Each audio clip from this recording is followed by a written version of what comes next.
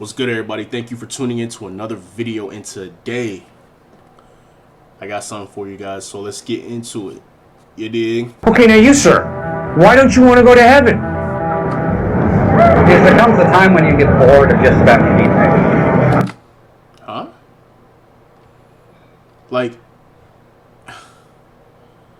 obviously there's truth to that, right? Like anything consumed constantly or done too many times can become boring.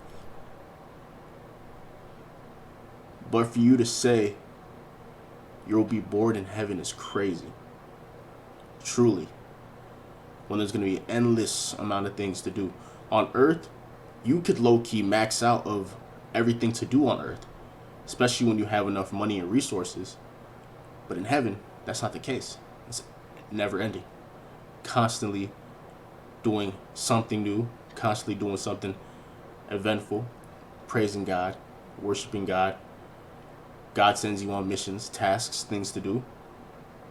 Like, not to mention you're just enjoying the presence of God and Jesus, like, and just enjoying the fact that you're in heaven. Like, everything probably seems new every second. Like, nothing seems like it's the same or would get boring in an instant. You know what I'm saying?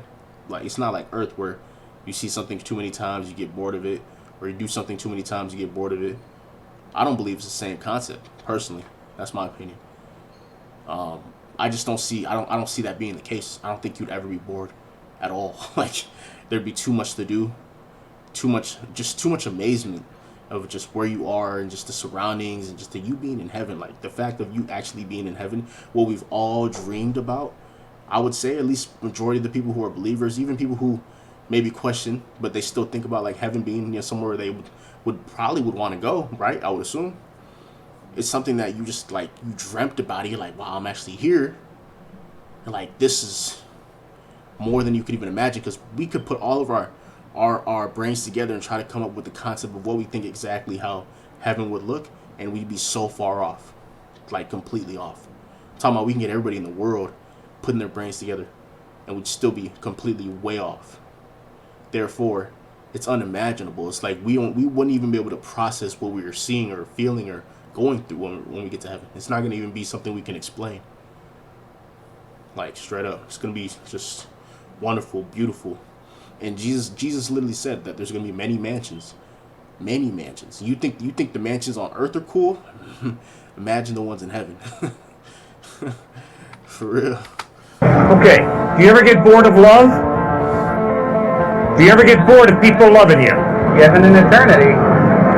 Yeah. Do you ever get bored of being creative and being more and more creative and more creative? There aren't infinite things to come up with. Sir, relationships are so fascinating and so deep. And in heaven, you're going to be loving God and loving others throughout eternity. And in heaven, you're going to be using your gifts of creativity to create. So heaven's not going to be boring. You know very well that you affirm life. You go to the best doctor you can whenever you get sick. Why? Because you affirm life. You don't want to die. I don't want to die now. When do you want to die? When I'm bored of living. Sure. Guys, this is not a way to live. I'm not gonna lie. Like, his concept of boredom, like, it's just unrealistic. You know what I'm saying? Like, really unrealistic. Like, yeah, of course you can get bored of things, but like, he assumes eternity in heaven is a comparison of him being bored with things on earth. It's just not even close of a similarity. Like, the similarities are not even close.